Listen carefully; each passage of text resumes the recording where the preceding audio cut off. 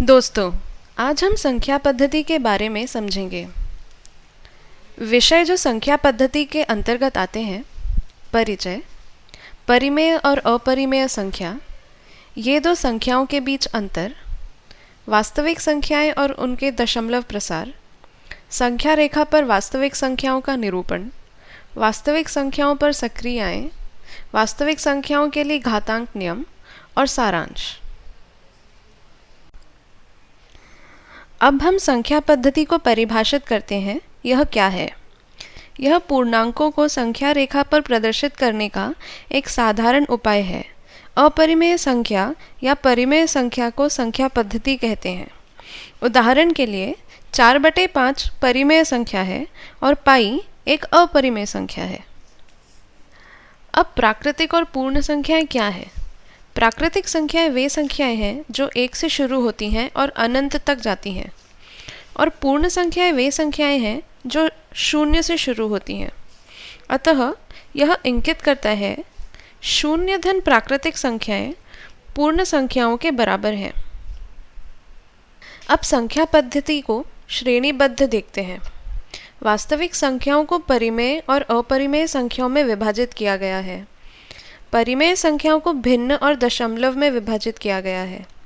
दशमलव को आगे ऋणात्मक और पूर्ण संख्याओं में विभाजित किया गया है, और पूर्ण संख्याएं शून्य और प्राकृतिक संख्याओं में शामिल हैं। परिमेय संख्या क्या है? कोई भी संख्या जो एक पूर्णांक से अन्य पूर्णांक को विभाजित करके बनता है। शब्द अनुपात में आता है।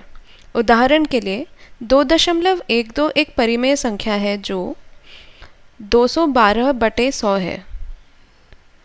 ऋणात्मक 6.6 एक परिमेय संख्या है जो ऋणात्मक 66/10 है।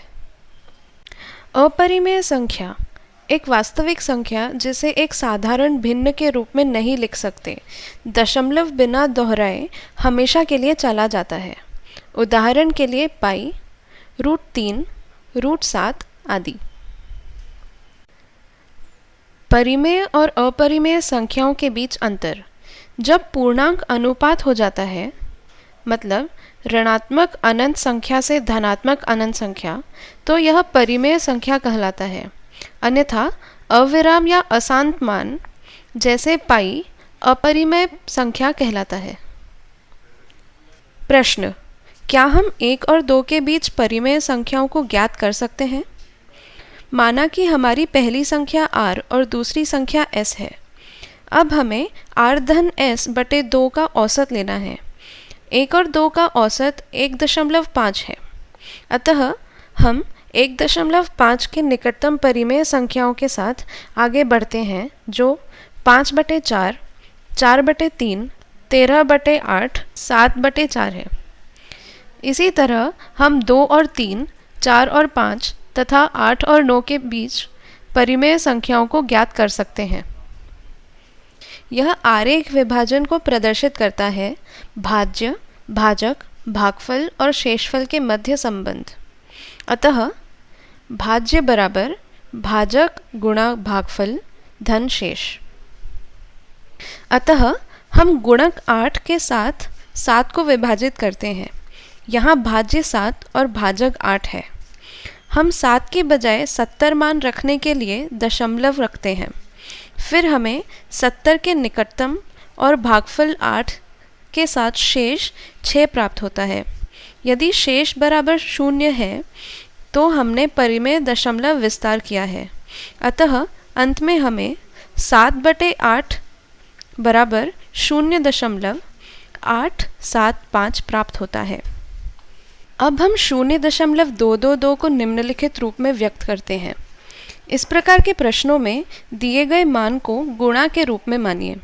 फिर समीकरण का गुणक के साथ गुणा करते हैं, जिसमें दोहरा शर्तें मौजूद नहीं हैं, और दोनों शर्तों को घटाकर हमें मान प्राप्त होता है। इस मामले में गुणक का 10 से गुणा करते हैं। धनात्मक या ऋणात्मक, बड़े या छोटे, पूर्ण संख्याएं या दशमलव संख्याएं सभी वास्तविक संख्याएं हैं। उन्हें वास्तविक संख्याएं कहते हैं क्योंकि वे काल्पनिक संख्याएं नहीं हैं। संख्या रेखा पर वास्तविक संख्याओं का रेखांकन। मानिए हमारे पास में ये संख्याएं ग्राफ के लिए हैं। फिर एक रेखा खींचें जहाँ पर 0 हमारी प्रारंभिक संख्या है।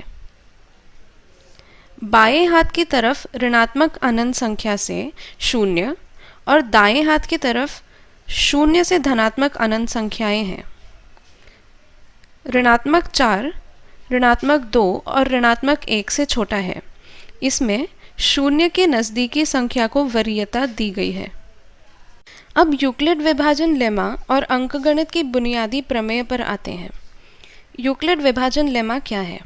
माना हमारे पास कोई भी धनात्मक पूर्णांक a और b वहाँ मौजूद अद्वितीय पूर्णांक r और s जो निम्नलिखित शर्त पर संतुष्ट होते हैं। a बराबर b गुणा r धन s, जहाँ 0 से बड़ा या बराबर s है और s से बड़ा b है। अतः इसे यूक्लिड विभाजन लेमा कहते हैं। अब अंकगणित की बुनियादी प्रमेय पर आते हैं। प्रत्येक भाज्य संख्या को साधारण रूप में परिभाषित कर सकते हैं। इसे अभाज्य संख्या के उत्पाद के रूप में व्यक्त कर सकते हैं और यह गुणन अद्वितीय क्रम से अलग है जो अभाज्य गुणक में होते हैं। परिमेय संख्याओं का गुणधर्म क्या है? इन्हें 2 शब्दों में परिभाषित किया गया है जो विनिमय और साहचर्य है। सिद्धांत को याद रखें।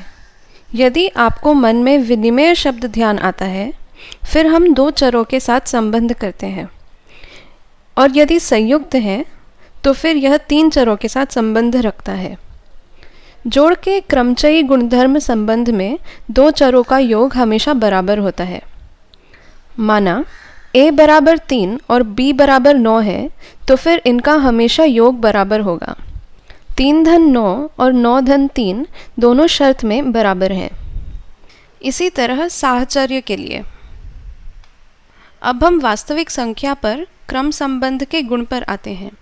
कोई भी 2 वास्तविक संख्या a और b के लिए निम्नलिखित में से केवल एक संबंध होना चाहिए। a बराबर b या a b से छोटा हो या a b से बड़ा हो।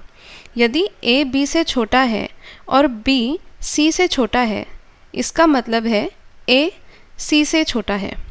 यदि a b से छोटा है और a धन c b धन c से छोटा है, और नीचे यहाँ वास्तविक संख्या पर अधिक संबंध दिए गए हैं।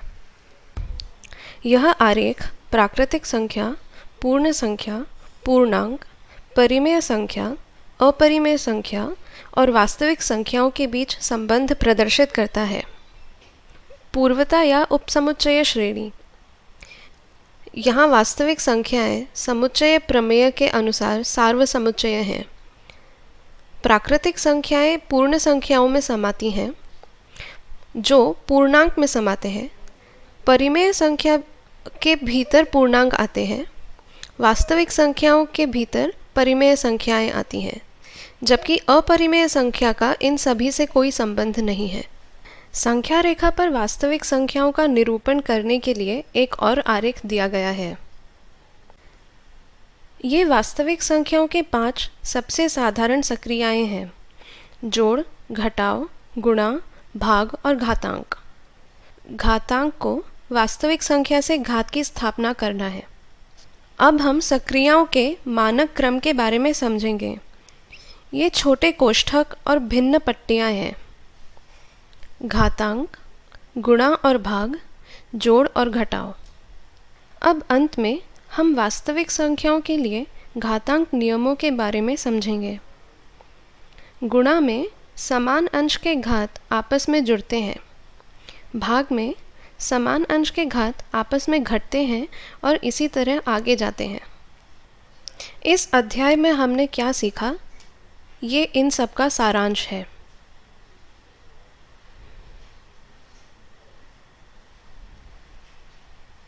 इस विषय पर स्वाध्याय के लिए कुछ प्रश्न दिए गए हैं, इन्हें हल करें। यह सामग्री आकाश स्कूल परियोजना के अंतर्गत बनाई गई है। यह परियोजना NMEICT और MHRD भारत सरकार द्वारा समर्थित है। हमें संपर्क करने हेतु दिए गए ईमेल ID पर हमें मेल करें। धन्यवाद।